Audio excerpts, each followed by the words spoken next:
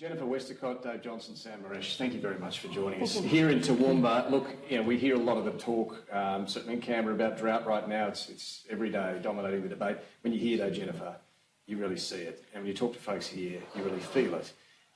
What's your takeaway here in Toowoomba about the impact the drought's having? Look, this is a really serious issue. We drove out to Cooper's Gap yesterday to look at the wind farm, but property after property after property just looking desolate, the animals looking pretty lean and unwell.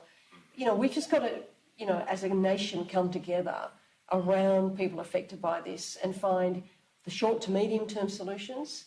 But as a country, we've just got to, I think, come to terms with the fact that we are going to have these periods of drought. What do we do to actually make our farms more resilient? Do we diversify more? Do we look at things like carbon farming? Do we look at kind of giving people grants to sort of change to something else? Well, this gets to what industry can do, not just government, doesn't Absolutely. it? But on what the government can do, a lot of debate about this. What do you think of the idea of exit packages, paying farmers to help them if they are making a tough decision on whether to leave? Yeah, I think it's a thing to do. I don't think we should discount it. I think the challenge for me is, well, what's next? People leave. There's a whole lot of stranded. Do you lose that productive land? Yeah, that's the challenge. So I think it's got to be part of the mix. I think it's got to be a case-by-case basis. I mean, some people we just heard from Lifeline are really doing it so tough. Maybe that's the best option for them. But I think part of it should also be, can we look at those packages and say, well, how do we help that farmer move to something else? How do we give people financial assistance to tie them over? Because some people, as the guy from Lifeline was just saying, it won't be a permanent thing. They just need some tiding over money. I think it's got to be a really intensive case management of each farm, each family. How do we help you? And then as a nation, we have got to come to terms with the fact that we are a drought-impacted country. The climate scientists tell us that's going to get worse. So what is the bipartisan national plan to make our country more resilient from drought? Yeah, one of the things you talk about there is diversification. Now, Dave, I'm guessing farmers right now, when a wind farm comes along, are pretty happy to see the income that can bring. Yeah, absolutely. The diversification is evident. And once the wind farm is constructed and landowners are getting those annual rent payments, which are not correlated to any weather patterns. And without going into the specifics, is it a significant earner for the farmers? Absolutely. I mean, it is, of course, dependent on the number of turbines on the property, but it is absolutely a very significant amount of money. Do they have to destock or change much in terms of their farming? It has no impact. If anything, it has a positive impact on the fact that in the course of maintaining the wind farm, you have to maintain roads and fences and other infrastructure that's been installed. So it certainly has no negative impact on the operation of the farming enterprise. And here, or just down the road from here, this Cooper's Gap project, where AGL and GE have partnered in the construction of this, Sam, it's about, halfway through this wind farm? That's right. We're a little over halfway through, 123 massive turbines, 453 megawatts of energy, enough to power 250,000 homes. So it's a very significant project for this part of the world, particularly at a time when people are doing it tough. About 200 workers involved in the construction there. That's right. There'll be some who stay in the operation. That's right. The GE will be providing a 25-year service and maintenance agreement with AGL. So we'll have people on the ground here for many, many years to come. And look, this is very welcome in a region like this, no doubt about it, particularly for those farmers directly. Is that the end of it, or are we going to see more and more wind farms built like this? From my perspective, I think this part of the world and rural Australia more generally has enormous opportunities. They've got great renewable resources, great wind resources. They've got skills available, albeit I think you're going to need a pipeline of more people. And so long as we've got the right infrastructure and grid infrastructure in particular, I think we can see this industry growing. Well, there's been a lot of investment in renewables. Today in Canberra, in the House of Reps, the big stick legislation has passed, and we know your industry hates this idea. Is it going to deter investment? Well, can I just say this?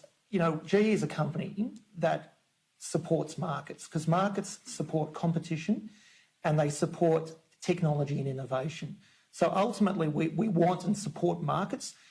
we think there are better ways to go about doing that and getting that outcome. But ultimately, I think it's now at a point where everyone's got to work with government and we've got to move through this. So you don't think it'll necessarily stop investments? Well, as I said, I think markets are the best way of delivering innovation and technology. What we've got here is a government that's put forward a different proposal, different proposition. Not exactly market-based. It came as a bit of a surprise for for a Conservative government, but that said, it is what it is. And I think we now need to work with everyone to what do you think move forward. I think we're working through it with various levels of government. I guess we're hoping we can get through to the other side and have certainty of what it is and what it isn't, so that that's still not clear. Well, it's becoming clearer, but it's still not legislated. But once we move through it and get to the other side, we'll see what certainty it provides or certainty it doesn't. Because really, that's the challenge: is how do you provide an environment where people can invest and with that certainly have a longer term view. Yeah, well, Jennifer, you've not been a fan of this idea either. It is going to happen, though. Labor's now supporting it. Yeah, I think it's the form in which it happens that really matters. And then if it passes, as you're suggesting it has today... through the House. Through the House, but not through the Senate. I think people have got to be very careful about the form this takes. So, look, we respect the fact that the government took to an election. We would like to see some amendments, particularly to the powers of the Treasurer. But, with these things comes enormous responsibility to make sure that we're sending the right message to industry about certainty. Everywhere we've been in regional Australia, it's about trying to attract some investment. Correct, exactly. And if you're kind of got the spectre of this quite complex piece of legislation and, a government deciding that their view on prices is different to your view on prices, and a minister being able to issue a contract, a court being able to decide to divest you of your assets. I mean, the government say it's only doing this because, or in the event that market power is abused. Sure. It won't change the price problem, and that's the problem. I think this will not put downward pressure on prices, and if we want to get downward pressure on prices over the medium to long term, you've got to get investment. Is that right, Doug? Yeah, that's right. If you want to put downward pressure on prices, you need to build new assets that are more reliable and more efficient, rather than keeping older assets which should be closed down, keeping them running. In order to build new assets, you need to attract investment, because you can't do it without the investment. Tax. Let me just get some thoughts on this front, because there's the seeds of a new debate on the GST coming out of New South Wales right now, Jennifer. But is that the priority we should be focusing on? I think that the last thing we need at the moment is to blow the whole tax thing up again. We need some very focused discussions. We need some very targeted discussions on solving the principal problem in the economy, which is low business investment. So we've got the personal tax stuff, which is terrific, and that's a big reform, and no one should underestimate how big that reform is. But now we need to do the heavy lifting on why businesses aren't investing. And so if we're not going to do the company tax stuff, then let's do an investment allowance, because these projects that power up places like Toowoomba really depend on some of those things like tax settings. We've got to remove these obstacles to investment, be it the skill shortages that we see around the country, be it the lack of infrastructure.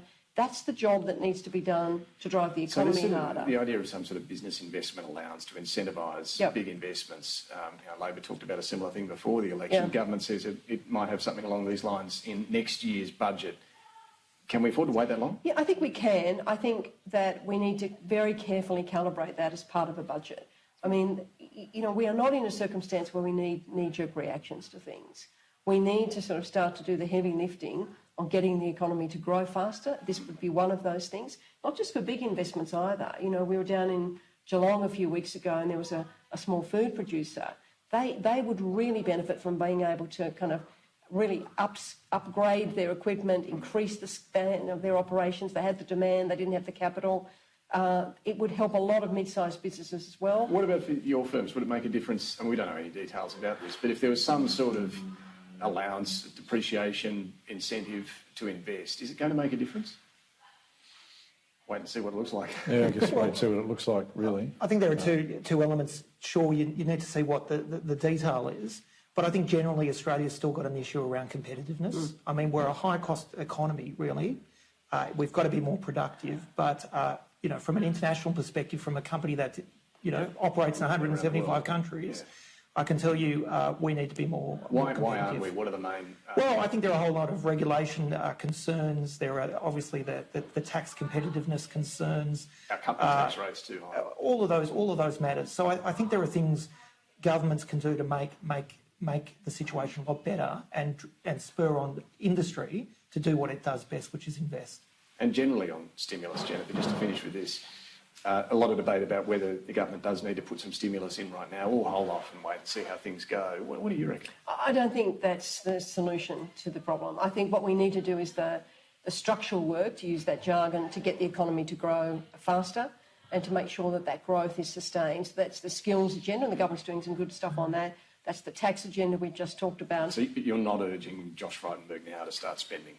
No, because I think, if you just pour money into things, and we still haven't fixed these structural problems, to Sam's point, that make us uncompetitive, that make us not an attractive destination, you've just really spent money for the sake of it, and you won't get the outcome. We've done that too many times in Australia.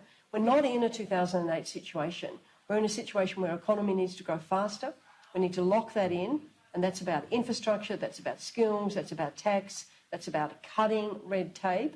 Those are going to be the better things to do. And the surplus has been hard fought, and we should not just walk away from it because, people say so. I just, But let me ask you this just finally. If they were going to spend a bit of that surplus on a company tax cut, I don't think they will because we had all this debate, but would that be a good idea? Well, many things I may be, completely naive isn't one of them. So I don't think that's going to happen, David. But you still think it's a priority? But I do think it's a priority because, how can we continue to compete in a world where capital will go to the place it can be, where it's most welcome? And this is the view of business as well, that the government needs to get back to that company tax issue? But listen, I think the government's got to do a whole range of reforms. That's one amongst them. Dave? Yeah, I agree. Just creating that environment to make it, to attract capital, attract investment is what's needed. This program has been brought to you by the Business Council of Australia. Authorised by J. Clark, Business Council of Australia, Melbourne.